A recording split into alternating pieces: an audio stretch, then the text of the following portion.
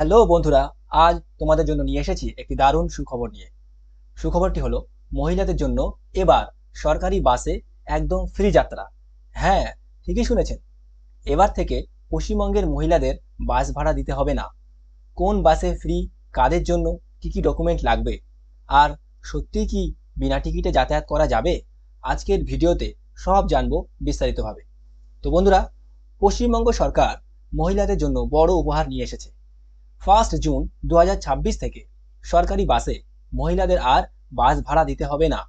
অর্থাৎ এবার থেকে রাজ্যের লক্ষ লক্ষ মহিলা একদম বিনামূল্যে বাসে যাতায়াত করতে পারবেন। এবার প্রশ্ন, কোন কোন বাসে এই সুবিধা মিলবে? এই পরিষেবা শুধুমাত্র সরকারি বাসে চালু থাকবে। সেটা অল্প দূরত্ব হোক কিংবা দীর্ঘ দূরত্বের হোক, শুধুমাত্র সরকারি বাসে এই পরিষেবাটি চালু থাকবে। কোনোরূপ বেসরকারি বাসে এই পরিষেবা পাবেন না। কারা কারা এই সুবিধা পাবেন? এক কথায় পশ্চিমবঙ্গের সমস্ত মহিলা এই সুবিধা পেতে পারেন। এবারে আসি আসল চমকে। সরকার মহিলাদের জন্য বিশেষ পিঙ্ক কালার স্মার্ট কার্ড আনার পরিকল্পনা করেছে এবং এই কার্ডে থাকবে কিউআর কোড এবং যাত্রীর তথ্য। বাসে উঠেই শুধু কার্ড স্ক্যান বা দেখালেই হবে।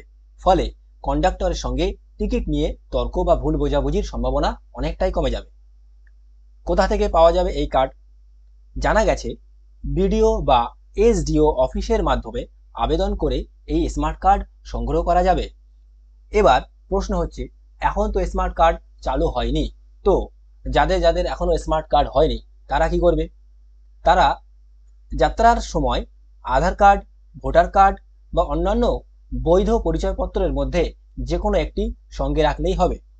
এবং আর একটি গুরুত্বপূর্ণ বিষয়, মহিলাদের জিরো ভ্যালু টিকিট বা 0 টাকার টিকিটও দেওয়া হতে পারে, যাতে যাত্রার হিসাব সরকারিভাবে রাখা যায়।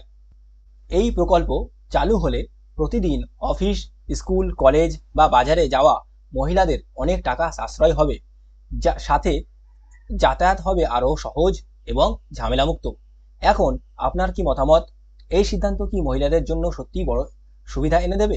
কমেন্টে নিজের মতামত জানান। ভিডিওটি ভালো লাগলে লাইক করুন, শেয়ার করুন এবং চ্যানেলটি সাবস্ক্রাইব করতে ভুলবেন না।